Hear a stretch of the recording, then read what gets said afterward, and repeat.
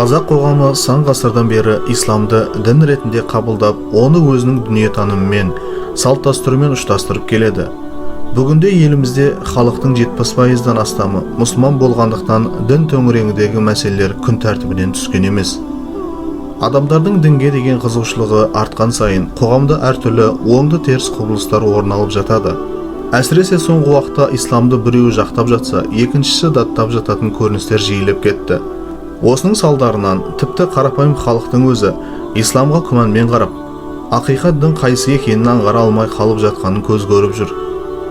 Қазіргі уақытта дінге қатысты қазақ қоғамын үш түрге бөліп қарастыруға болады. Біріншісі исламды қолдап, оны өркендеуіне атсалысып жатқан консерватизмді мұсылмандар. Екіншісі исламға қарсы келіп, оны қаралап, жайылуына кедергі келтіретіндер. Ал үшіншісі дінге қызығушылығы жоқ, 21 ғасырдың ағысынан қалмай, әйтеуір заманмен арпалысып, дінді бір көнерген құбылыс ретінде қараушылар.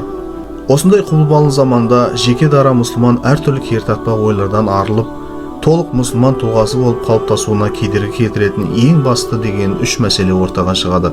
Бұл мәселелер дінді әлі де болса бойлап білмей жүрген әрбір адамның көкейінде бар сұрақтар. Ендеше сол үш мәселелерді тарқатып айталық. Бірінші мәселе, Құран ол көнерген кітап, яғни қазіргі 21 ғасыр мен оның ешқандай байланысы жоқ. Оның мазмұнын ашып оқыған адамдар құдды бір орта ғасырға түсіп кеткендей, заманның ағысынан қалып қоятындай, артта қалған қоғамның кейпіне еніп кететіндей секілді. Құранмен сөйлейтін адамдар дамымай қалған сияқты әсер қалдырады. Бір сөзбен айтқанда, Құран ол қазіргі заманмен ешқандай байланысы жоқ, көнерген, ертедегі адамдардың жағдайын баяндайтын ескі кітап қана болды. Тіпті кейбір мұсылмандар уағыз айтқанда бұрынғы сахабалар мен одан кейінгі ғалымдардың өмір жолын алтын ғасыр ретінде танытып, түрлі мысалдар келтіріп, өзгелерді қызықтыруға тырысады. Иә, рас, пайғамбардың заманы сондай ғибраты көп уақыт болды. Бірақ ол заман мен бұл заманның ағыны мүлде басқа. Құран түскен уақыттағы мұсылмандардың иманы қандай жоғары екенін айта бергенде, бүгінгілердің иманы сондай көтеріліп кетеді ме? Меніңше жоқ. Себебі біз бір нәрсені білуіміз керек. Біз ол уақыттағы мұсылмандар секілді дінді дұрыс түсіне алмай келеміз. Демек, ешқашан олар секілді бола алмаймыз. Сондықтан Құран көнерген кітап ретінде қала береді. Өйткені біз оны сахабалар түсінгендей, ұстанғандай ұстана алмай келеміз. Осылайша жалғаса берсе, әрине Құран 21 ғасырда ескі кітап секілді болады.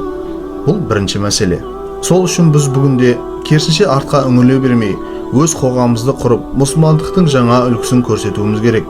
Жер астында кеткендердің өмірін аңсауды қойып, нақты Құранның бағытын айқындап, оны заманға сай зерттеп, ғалымдардың көзқарасын талдап, халықтың сұрасына дер кезінде жауап беріп, онымен жүруге тырысуымыз керек.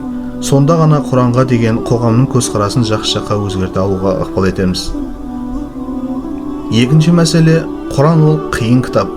Яғни Құран адамды белгілі бір шекараға кіргізіп, анау харам, мынау харам деп өмірді қиындатып жіберетін кітап секілді қарау.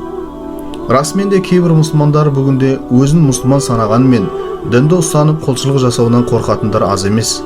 Намаз бастайын десе құдды бір өмірден оқшауланып, бұрынғы емін еркін жасап жүрген ойын-сауықтарынан, қызықты нәрселерінен қағылып қалатындай ойда болады.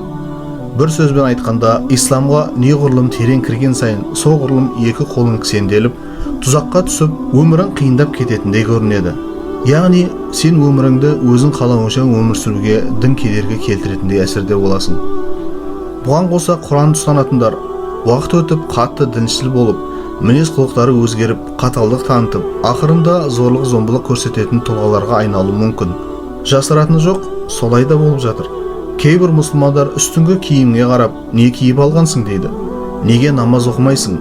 Неге ораза ұстамайсың? Неге музыка тыңдайсың? Неге кино көресің деген сұрақтармен адамды дінге тартудың орнына одан қашыра бастайды. Әрине, мұны көрген кез келген адамның дінге деген көзқарасы бірінші болып теріс жаққа өзгереді. Сосын олар исламға өмірді қиындататын дін ретінде қарайды. Бұл екінші үлкен мәселе.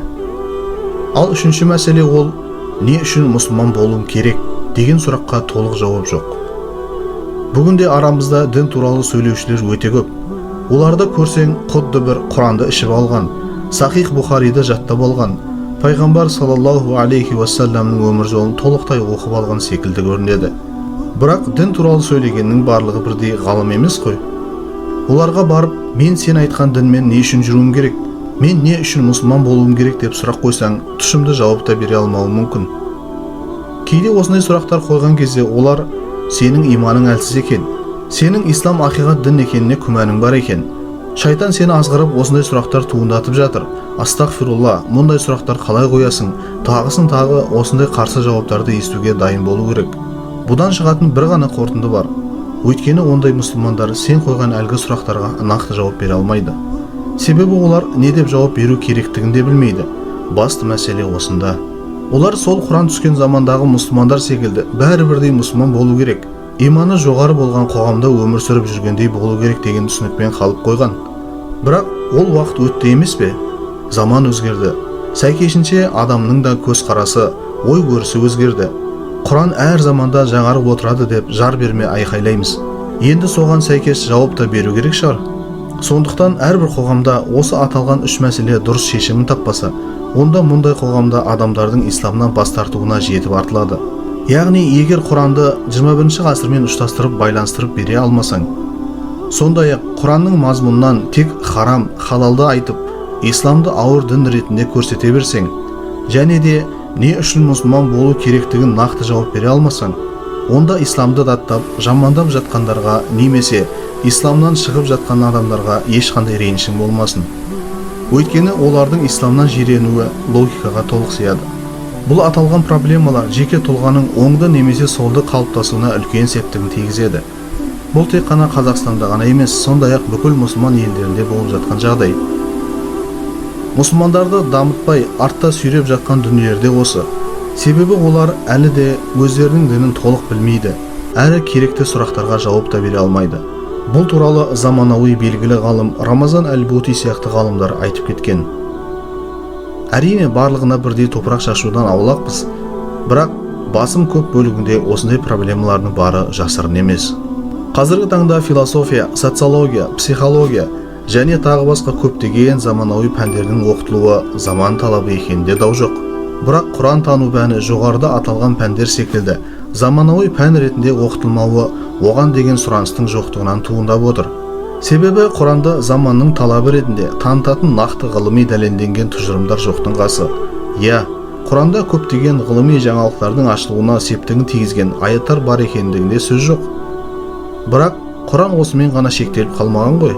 Оның мазмұнында психологиялық, әлеуметтік мәселелерді шешудің түрлі жолдар көрсетілген емес пе? Осындай дүниелерді мұсылмандар ашып көрсетпесе, қара халыққа түсіндірмесе, Құран ол бұдан да кейін көнерген кітап ретінде қала беретіні анық. Жарайды, қоғамдық мәселелерді қойайық. Одан да жеке мұсылман тұлғасын қарастырып көрелік. Сен өзің мұсылман болғалы, өзіңе не үшін мұсылман болдым деп сұрақтар қойып көрдің бе? Осындай көкейдегі түрлі сұрақтарға жауап іздеу үшін Құранды ашып, шынайы ықыласпен зер сала отырып зерттеп көрдің бе? Егер олай жасамаған болсаң, онда сен Құран туралы артық сөйлемеуің керек. Өйткені белгілі ғалым Рамазан әл-Бути айтпақшы, сөйлемей тұрып, алдымен білім үйреніп ал. Расында Құран мазмұнына мән беретін болсақ, жоғарыда аталған үлкен үш мәселелер Құранда емес, біздің өзімізде екенін аңғарамыз. Мұны білу үшін жоғары оқу орнында қызылмен бітіріп, ғалым немесе профессор болудың ешқандай қажеті жоқ. Тек берген басындағы ақылды тиімді пайдалану жеткілікті. Құран ол сенің өміріңді қиындататын емес, керісінше мейірімділікке, кеңдікке бөлейтін кітап. Араф сүресінде Құранды тура жол көрсетуші әрі мейірімділікке толы кітап екенін сипатталған. Демек, мәселе кітапта емес, керісінше біз іштегі мейірімділікті жоғалтып алғанбыз. Жаратқан Жаббар пайғамбар саллаллаху алейхи уассаламға «Ва иннака ла'ала хулқин азим» сен көркем мінез иесісің деп мақтап тұр. Яғни керісінше біз бүгін сондай көркем мінезден жұрдай қалғанбыз. Оны мойындауымыз керек. Демек, Құран айтқан мейірімділік пен көркем мінез біздің бойымыздан түсіп қалған. Ал бұның кесірі айналып келіп Құранның өзіне тиіп жатыр. Сонымен қатар біз мен не үшін мұсылман болдым деген сұраққа үркей қарауды доғаруымыз керек. Бұл кез келген ақылы бар адамның қоятын заңды сұрағы, және мұнда ешқандай асыра сілтеушілік жоқ. Құранда «Хәту бурханакум ин кунтум садиқин» егер шыншыл болсаңдар, дәлелдеріңді келтіріңдер дейді. Сондай-ақ басқа бір аятта فَأْتُوا بِسُورَةٍ مِثْلِهِ وَادْعُوا مَنِ اسْتَطَعْتُم مِّن دُونِ اللَّهِ إِن كُنتُمْ صَادِقِينَ. Егер шыншыл болсаңдар, осы секілді бір сүрені мысалға келтіріңдер, әрі Аллахтан өзгені қалағанша көмекке шақырыңдар деген. Демек, Құран біздерге сұрақ қойып, оған оның мазмұнына жауап іздеуге жігерлендіріп шақырып тұр. Сондықтан біз Құраннан қашпай, сұрағыңа біреу жауап бере алмаса, өзің іздестіріп қарауға тырысу керек. Біздің ойымызша басқа ешбір діндердің кітабында дәл осылай келіңдер, дәлелдеріңді алып келіңдер деп диалогқа шақырмайды. Бұл исламның ашық дін, әрі мұсылман болғаннан кейін исламмен соқыр жүре бермей, не үшін сенгендігіңді нақты біліп, қадамыңды мықтап басуға шақыратын дін екенін көрсетеді. Расымен де исламда соқыр сенімнің жетегінде жүруге жол жоқ. Себебі исламда бірінші біліп, меңгеріп ал, сосын барып сенесің деген қағида бар. Яғни Құран әрдайым ойлануға, ақылды іске қосуға шақырады. Сондықтан Құран ешқашан заманның ағысынан қалып қоймайды да, қоймаған да. Керісінше бүгінде кейбір мұсылмандардың өзі Құранмен байланысын үзіп, одан қалып қойған. Содан кейін барып, жоғарыда аталған үш мәселеге бетпе-бет келіп жатамыз. Сәйкесінше осындай мұсылмандардың кесірінен дін әр заманда кез келген қоғамда құбыжық, артта қалған кері татпа ретінде қарастырылады. Әсілінде Құранмен жүру үшін жай ғана мұсылман болу жеткіліксіз. Оны ашып оқу, сұмдық білімді болуды талап етпейді. Қазір әрбір аяттың мағынасын түсіндіріп беретін мыңдаған кітаптар бар. Біз бір нәрсені жақсы білуіміз керек. Бізге қазіргі таңда Құраннан бір жаңалық ашудың қажеті жоқ. Тек сан ғасырдан бері ғалымдар түсіндіріп кеткен аяттарға зер салып, ой жүгіртіп, оны заманға сай дұрыс талдай алуымыз керек. Екінші жағынан Құранды түсінуде кейбір мағыналы, астарлы, жасырын аяттарда да өте сақ болуымыз керек. Себебі барлық аяттар тікелей мағынада бірдей қабылдана бермейді. Бұл ретте тек қана сенімді деген ғалымдардың түсініктемелеріне жүгінуіміз керек. Бірінші бөлімнің соңы. Келесі бөлімде тақырыпқа арқау болған Құран аяттарына түсініктеме береміз.